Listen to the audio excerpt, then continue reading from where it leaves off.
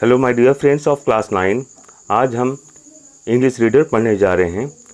इस वर्ष की आपकी इंग्लिश रीडर की पुस्तक जो होगी वो बेस्ड ऑन NCERT होगी।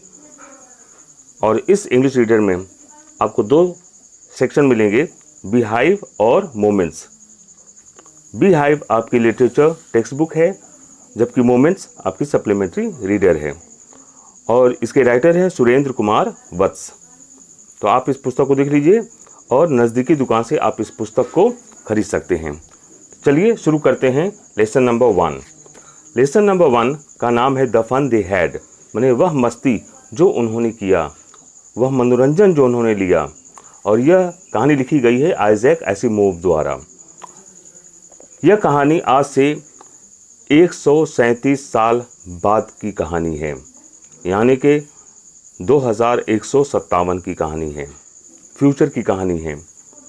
इस कहानी में ये बताया गया है कि फ्यूचर में आने वाले समय में 150 साल बाद का संसार कैसा होगा। उस समय बच्चे, जैसे आज के बच्चे कहाँ जाते हैं पढ़ने के लिए, स्कूलों में जा रहे हैं। बच्चों के पास आज स्कूल्स हैं, स्कूल में स्कूल के टीचर्स हैं और बच्चों के पास पुस्तकें हैं, बुक्स हैं पढ़ने के लिए। वहाँ स्कूल में बच्चे जाते हैं, अलग अलग क्लासरूम्स हैं, अलग अलग विषय के अलग अलग सब्जेक्ट के वहाँ पे टीचर्स हैं। टीचर्स उनसे प्रश्न पूछते हैं, उनको होमवर्क देते हैं करने के लिए। बच्चे होमवर्क करके ले जाते हैं, टीचर के पास जमा करते हैं। टीचर उन्हें चेक करते हैं, चेक करने के लिए वो समय लेते हैं, या तो कुछ समय के बाद उसको लौटाते हैं आप बच्चों की कॉपियों को, या फिर दूसरे या तीसरे दिन लौटाते हैं।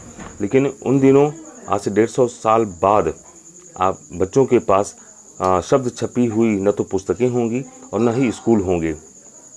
जिन स्कूलों को, जिन पुस्तकों को हम जानते हैं, शायद उन दिनों ये सब मौजूद नहीं होंगे। न कोई क्लासरूम होंगे, न मानव टीचर्स होंगे। तब बच्चे कंप्यूटर्स की मदद से और विजुअल क्लासरूम की मदद से, मूविंग ई टेक्स्ट और यहाँ तक कि रोबोटिक टीचर्स की मदद से पढ़ाई करेंगे। अब आप देख रहे हैं यहाँ पर चित्र दिया हुआ है कि यहाँ पे स्कूल्स ऑफ द फ्यूचर दिया हुआ है, ठीक है। तो आने वाली पीढ़ियों के बच्चे किसकी सहायता से पढ़ेंगे? आपने देखा है लर्निंग थ्रू कंप्यूटर्स है, फिर आपका वर्चुअल क्लासरूम है, आपका रोबोटिक टीचर है, आपका इधर मूविंग ई टेक्स्ट है। इन सब के माध्यम से बच्चे, भविष्य वाले बच्चे पढ़ेंगे। तो चलिए लेसन नंबर 1 जो है ध्यान दीजिएगा।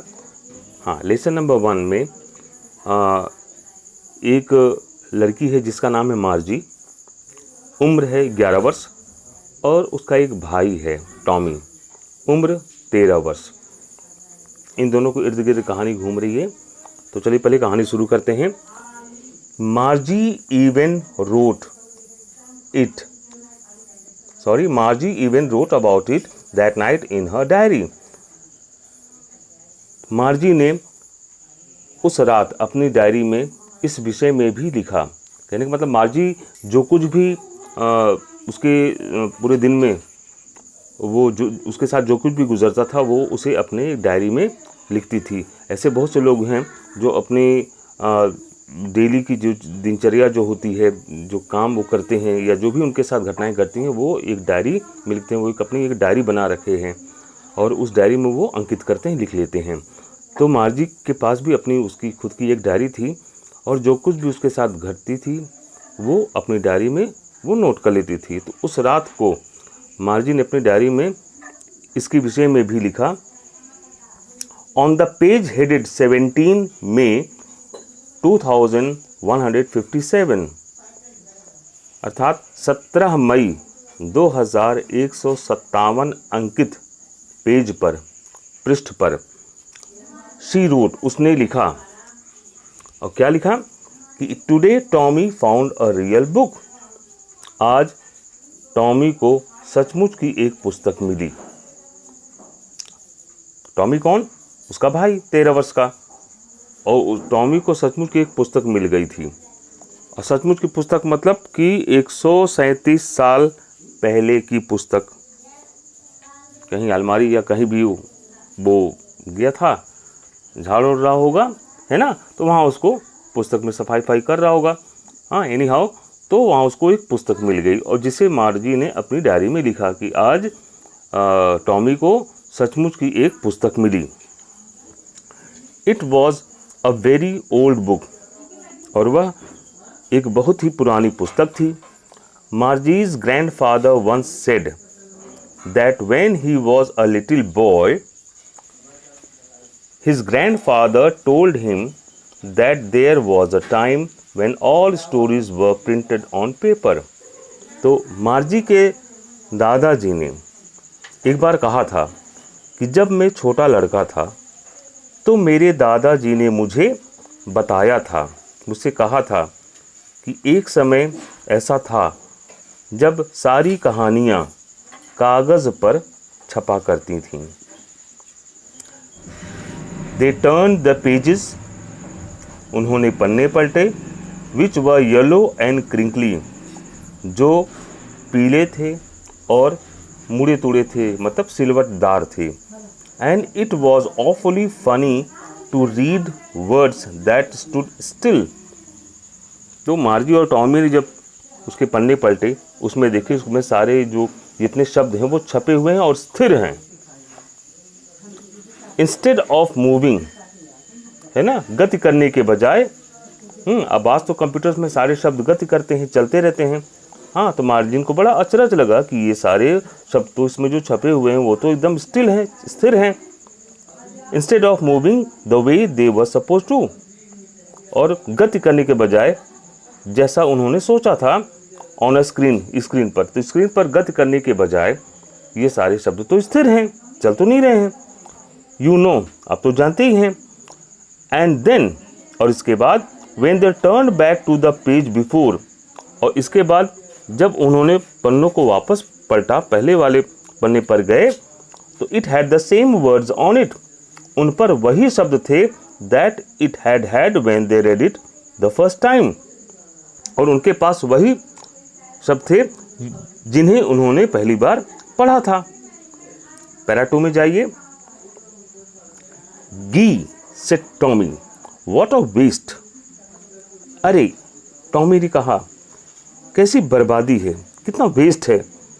When you were through with the book, जब आप पूरी पुस्तक पढ़ चुके होते हैं, you just throw it away, तो आप उस पुस्तक को फेंक देते हैं, है कि नहीं। जब हम सारी पुस्तकों को हम पढ़ चुके होते हैं तो क्या करते हैं, या तो हम उसे फेंक देते हैं या फिर किसी और को बेच देते हैं, है कि नहीं, क्योंकि वो पुस्तक तब अब हमारे लिए फिर वेस्ट जैसी लगने लगती है ना। जो आज के कल के बच्चे जो करते हैं ना, पुस्तक पढ़ने के बाद उसे कहीं रख देंगे या फेंक देंगे या किसी को बेच देंगे। तो टॉमी को बड़ा अचरज हुआ, मार्जी को भी बड़ा अचरज हुआ, और उसने अचरज में, सरप्राइज में कहा, गी व्हाट अ वेस्ट, अरे कैसी बर्बादी है। When you are through with the book, और जब आप पुस्तक पढ़ चुके होते हैं, you just throw it away, तो आप उसे फेंक देते हैं। आई गेस, मेरा अंदाज़ा है, मेरा अनुमान है। Our television screen must have had a million books on it, हमारी टेलीविज़न की स्क्रीन पर तो लाखों पुस्तकें होंगी। And it's good for plenty more, और उस टेलीविज़न स्क्रीन पर इससे भी ज़्यादा कहीं और ज़्यादा पुस्तकें आ सकती हैं। I wouldn't throw it away, मैं तो इसे नहीं फेंकता हूँ। Same with mine said Margie, तब मार्जी ने कहा, मैं भी नहीं फेंकती।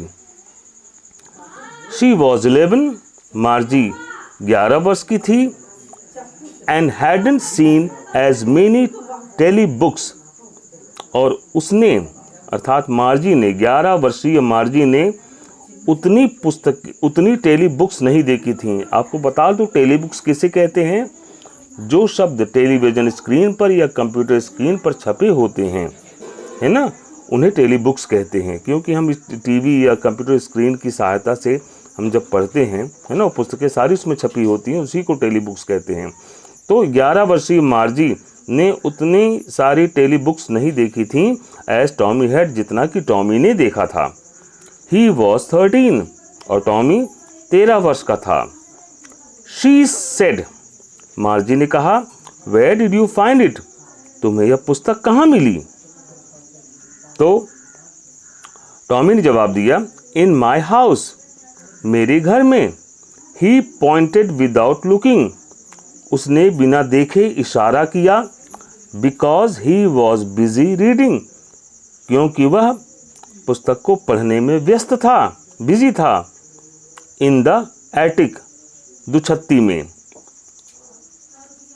व्हाट्स इट अबाउट, तो मार्जी ने टॉमी से पूछा कि इस पुस्तक में किसके विषय में लिखा हुआ है, यह कैसी पुस्तक है, क्या लिखा है इस पुस्तक में, किसके विषय में लिखा है?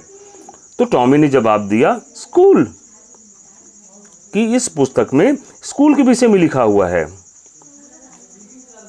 ठीक है, तो आज आपको ये इस कहानी के 2 पैरास पढ़ाए गए हैं और इसके आगे के पैरा आपको मतलब अगली कक्षा में पढ़ाए जाएंगे और आप इस कहानी को विधिवत घर पे पढ़िएगा, इसको समझने की कोशिश कीजिएगा।